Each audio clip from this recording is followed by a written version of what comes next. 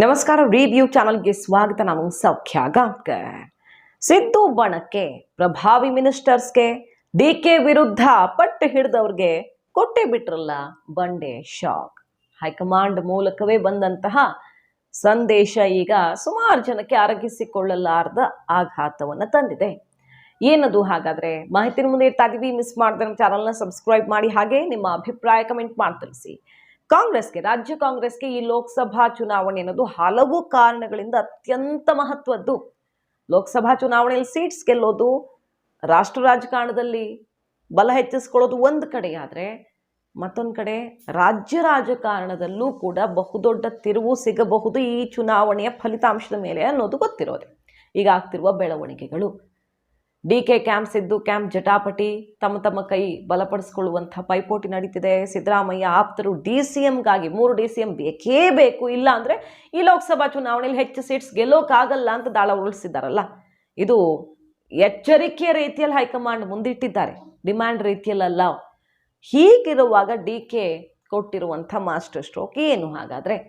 Siddu ಬಣಕ್ಕೆ DK high command ಮೂಲಕವೇ ಕೊಡಿಸಿದ್ರ ಈ ಸಂದೇಶವನ್ನ? ನೋಡಿ, ಈಗ ಸದ್ಯ ಸಚಿವರುಗಳು ಅಖಾಡಕ್ಕೆ ಇಳಿಯಲ್ಲ, ನಾವು ಸ್ಪರ್ಧೆ ಮಾಡೋಕ್ಕಾಗಲ್ಲ ಅಂತಿದ್ದಾರೆ.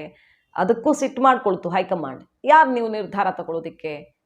ನಾಳೆ ಪಕ್ಷ ಕೇಳಿದ್ರೆ ನೀವು ಸ್ಪರ್ಧೆ ಮಾಡಲೇಬೇಕಾಗತ್ತೆ, ಜವಾಬ್ದಾರಿ ಹೊರಲೇಬೇಕಾಗತ್ತೆ, ನಿಮಗೆ ಭಯ ಆಗತ್ತೆ ಅಂದರೆ ಹಾಗಾದರೆ ಬೇರೆಯವ್ರಿಗೆ ಏನು ಕಥೆ ಅಂತ ಪಾಠ ಮಾಡಿದ್ದಾರೆ. ಈಗ ಹೈಕಮಾಂಡ್ ಮೀಟಿಂಗ್ನಲ್ಲಿ ತಮ್ಮ ಅಂತಿಮ ನಿರ್ಧಾರವನ್ನು ಹೇಳಿದೆ. ಈ ಚುನಾವಣೆಯಲ್ಲಿ ಸಚಿವರ ಮಾನದಂಡ ಮಾಡೋದಿಕ್ಕೆ ನಿರ್ಧರಿಸಲಾಗಿತ್ತು. ಯಾರಿಗೆ ಯಾವ ಉಸ್ತುವಾರಿ ಜವಾಬ್ದಾರಿ ಕೊಟ್ಟಿರ್ತಾರೋ ಅಂತ ಕ್ಷೇತ್ರವನ್ನ ಗೆಲ್ಲಿಸ್ಬೇಕು. ಅಕಸ್ಮಾತ್ ಗೆಲ್ಲಿಸೋದಿಕ್ಕೆ ಆಗ್ಲಿಲ್ಲ ಅಂದ್ರೆ ನಾಳೆ ಕುರ್ಚಿಯನ್ನ ಕೇಳಲೇಬಾರ್ದು, ಕುರ್ಚಿಯನ್ನ ಬಿಟ್ಕೊಡ್ಬೇಕಾಗತ್ತೆ. ದೊಡ್ಡ ದೊಡ್ಡ ಖಾತೆ ಹಿಡ್ಕೊಂಡು ಕೂತವ್ರಿಗೆ ಈಗ ದೊಡ್ಡ ಸವಾಲ್ ಎದುರಾಗಿದೆ. ಅದನ್ನ ಹೈಕಮಾಂಡ್ ಕಡ್ಡಿ ತುಂಡು ಮಾಡದಷ್ಟೇ ಕ್ಲಿಯರ್ ಆಗಿ ಹೇಳ್ತಿದೆ. ಇದು ಎಚ್ಚರಿಕೆ ಅಥವಾ ಹೆದರಿಸುವ ತಂತ್ರ ಅಲ್ಲ, ಮೌಲ್ಯಮಾಪನಕ್ಕೆ ನಾವು ಕಂಡುಕೊಂಡಿರೋ ದಾರಿ. ಬೇರೆಯವರು ತುಂಬಾ ಜನ ಸಚಿವ ಸ್ಥಾನದ ಆಕಾಂಕ್ಷಿಗಳಿದ್ದಾರೆ. ಈ ಸಲ ಕಾಂಗ್ರೆಸ್ಗೆ ಭರ್ಜರಿ ಬಹುಮತ ಬಂದಿರುವಾಗ ಎಲ್ಲರಿಗೂ ಅವಕಾಶ ಕೊಟ್ಟಂಗೂ ಆಗತ್ತೆ. ಜೊತೆಗೆ ಈ ಚುನಾವಣೆ ತುಂಬಾ ಪ್ರತಿಷ್ಠೆಯದ್ದಾಗಿದೆ. ಎಲ್ಲರೂ ಅವ್ರವ್ರದ್ದೇ ದಾರಿ ಹಿಡಿದು ಹೈಕಮಾಂಡ್ಗೆ ಟೆನ್ಷನ್ ಆಗಿದೆ. ಈಗ ಸತೀಶ್ ಜಾರಕಿಹೊಳಿ ಅವರು ಒಂದು ಕಡೆ ಮುಖ ಮಾಡಿದ್ದಾರೆ. DK ಶಿವಕುಮಾರ್ ಅವರು DCM ಬೇರೆಯವ್ರಿಗೆ ಕೊಟ್ಟರೆ ನಾನು ಸರ್ಕಾರದ ಭಾಗವಾಗಿ ಇರೋದೇ ಇಲ್ಲ ಅಂತ ಹೇಳ್ತಿದ್ದಾರೆ. ಈ ಹಂತಕ್ಕೆ ಹೋಗಿದೆ ಅಂದ್ರೆ ಅದು ಲೋಕಸಭಾ ಚುನಾವಣೆ ಮೇಲೆ ಪರಿಣಾಮ ಬೀರುತ್ತೆ.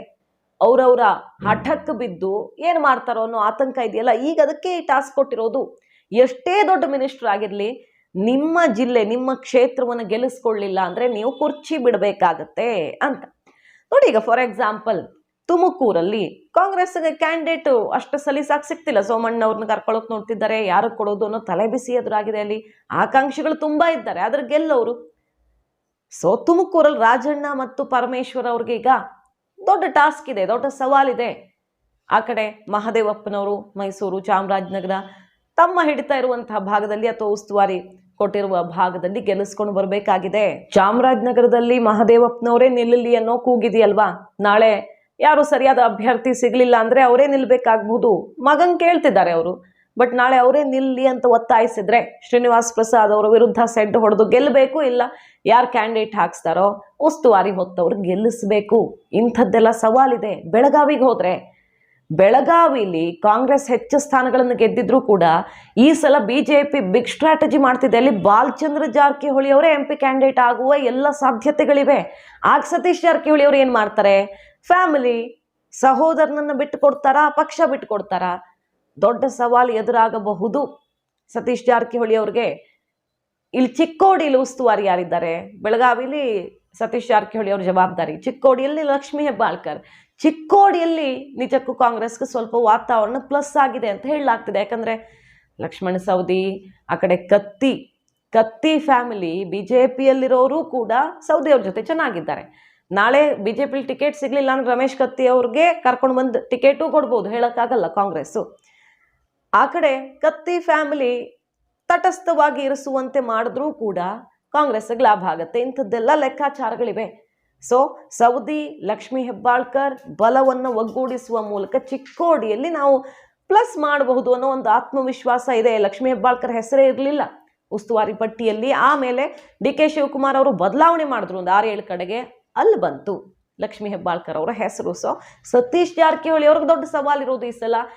ದೇಶದಲ್ಲೇ ಕಾಂಗ್ರೆಸ್ಗೆ ಈಗ ದೊಡ್ಡ ಸವಾಲು ಎದುರಾಗಿದೆಯಲ್ಲ, ಅದೇ ತರ ಕರ್ನಾಟಕದಲ್ಲೂ ಆಯ್ತು ಅಂತ ಏನೋ ಒಂದು ಕಾರಣ ಹೇಳಿ ಲೋಕಲ್ ಆಗಿ ತಮಗೆ ಬೇಕಾದಂತೆ ಅಡ್ಜಸ್ಟ್ಮೆಂಟ್ ಪಾಲಿಟಿಕ್ಸ್ ಮಾಡ್ಕೊಳ್ಳೋಣ ಅನ್ನೋ ಲೆಕ್ಕಾಚಾರದಲ್ಲಿದ್ರೆ ಅಷ್ಟು ಸಲೀಸಿಲ್ಲ. ನಮಗಿದು ಪ್ರತಿಷ್ಠೆಯ ಚುನಾವಣೆ, ಎದ್ದು ನಿಲ್ಬೇಕಾಗಿರೋ ಚುನಾವಣೆ. ಸೊ ಒಂದೊಂದು ಕ್ಷೇತ್ರವು ಮಹತ್ವದ್ದು. ಗೆಲ್ಲಿಸ್ಕೊಂಡು ಬನ್ನಿ, ಕುರ್ಚಿ ಉಳಿಸ್ಕೊಳ್ಳಿ, ಇಲ್ಲ ಮತ್ತೊಬ್ಬರಿಗೆ ಬಿಟ್ಕೊಡಿ, ಇದು ಅಂತಿಮ ನಿರ್ಧಾರ ಅಂತ ಮಾಡಿರೋದು.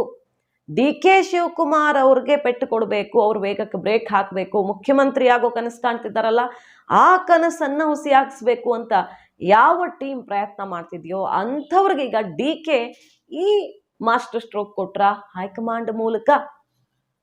ಮಾಹಿತಿ ನಿಮ್ಗೆ ಇಷ್ಟ ಆಗಿದ್ರೆ ಮಿಸ್ ಮಾಡಿದ್ರೆ ನಮ್ಮ ಚಾನಲ್ನ ಸಬ್ಸ್ಕ್ರೈಬ್ ಮಾಡಿ, ಹಾಗೆ ನಿಮ್ಮ ಅಭಿಪ್ರಾಯ ಈ ಬಗ್ಗೆ ಕಮೆಂಟ್ ಮಾಡಿ ತಿಳಿಸಿ. Thank you.